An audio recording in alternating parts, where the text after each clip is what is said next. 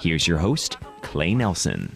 Hey, hi, this is Clay Nelson. You're listening to Clay Nelson Life Balance Hour. And the name of today's show, I'm not going to tell you yet, okay? Why not? I'm going to ask you a question first. I'm going to let you think about something now. What's something that never changes over time, okay, and is only noticed when it's missing? So what's something that never changes over time, and I'm talking about lifetimes, and is only noticed when it's missing? Now think about that for a second. Starts with the letter I. Well, that's a good letter to start with. Yeah, I. All right, so the answer is integrity. So the name, the name of today's show is Sharpening the Edge of Integrity. And it should say Sharpening the Edge of your integrity. So now, what's it mean to sharpen the edge of your integrity? Whoa. What is integrity? Integrity is being your word. Integrity is doing what you say you're going to do when you say you're going to do it. Okay? So integrity is one of those things that no one really notices until it's missing. You know, it's like, have you ever noticed how if you're going to go to a meeting, the person that's supposed to be leading the meeting shows up 10 minutes late? What do you think of that person? What happens if the leader of the meeting shows up on time but doesn't have anything to say? And everybody's sitting around wondering, well, why are we in this meeting? Or how about this? Would I be in integrity if I showed up at this show and didn't have notes or didn't have something to say? I could probably fake it. But you all know I was faking it. How about this? How about you have kids, but you aren't parenting? Or how about this? All right? You earn a living, but you don't pay your taxes. Or how about this? You buy a house in an association, but you don't live by the association's rules. Okay? So, do you question the integrity of your coworker when they show up on time for a meeting or when they don't? We talked about that. It's always when they don't. Do you question the integrity of a public official when they do what they say they're going to do or when they don't do what they say they're going to do? And by the way, have you ever noticed how fast we can judge someone else? We can see the lack of integrity in someone else so fast, but when we look at ourselves in the mirror, we go, wow, I'm totally cool. There's nothing wrong with me.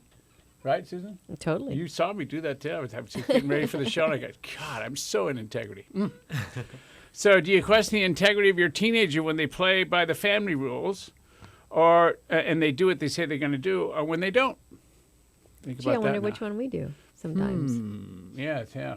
But that's your integrity, not mine, right? Oh, yeah, of course. Okay, so now integrity, it's a huge conversation. It never changes in time or with time. The only thing that changes is what we believe about other people when they're out of integrity. It's called morality. Morality changes with time. Integrity never changes with time. Morality is the good, bad, right, wrong of integrity. And we'll talk about how we can uncollapse that way of thinking.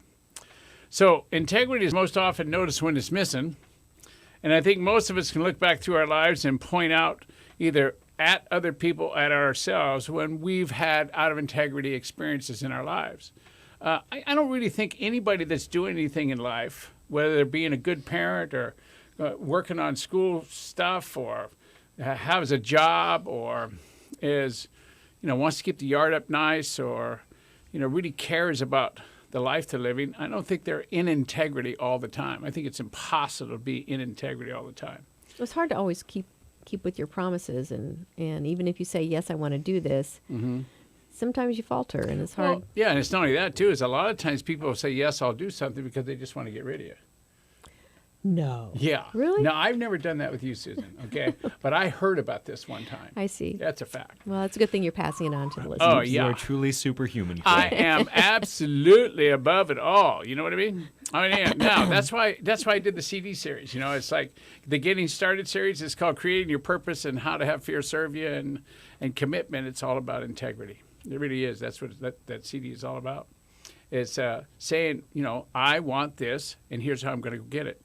Then the next CD series was Taking Care of Me series. If you don't take care of you so you can be healthy enough to do what you say you're going to do, you're not going to go anywhere. And then the last one is Building Your Future series, How to Become a Better Leader. And that's how do I teach being in integrity and teach the value of it. Also, how do I teach forgiving myself for when I'm out of integrity? Because that's all you can do with integrity. You're either in it or you're out of it. And to get back in it, you have to forgive yourself, clean up your mess, and get back in it. That's the dance.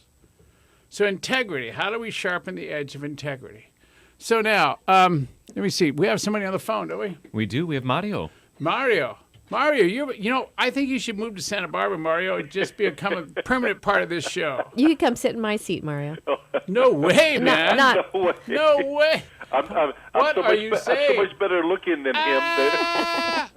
What did you say? God, don't tell him that. He'll buy a ticket. I didn't say sit on my lap. You could sit on my seat. So, Mario, wow, welcome. You know, you, friend. it's getting pretty cool how you just call in here and tell the audience the truth. This is not something we planned. You're just dancing, right? him. Yeah, I got an opportunity to work with you and to meet you and your lovely wife and your son, and it was just such a pleasure. And I just really enjoy being part of what you do. Way cool. Okay, what's your question, my friend? Well, I'm the kind of person that has to write everything down on my scheduling to go with a point where Sure. I want to do what it is that I say I want to do. Yeah. But as I looked at my planner when you were talking, friend, all my scheduling is Monday through Friday, just work hours.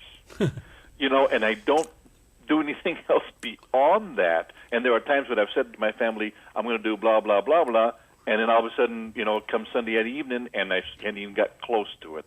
Yeah. What do you suggest I might be able to do to be able to fill up my entire week and make those other commitments other than work also as meaningful?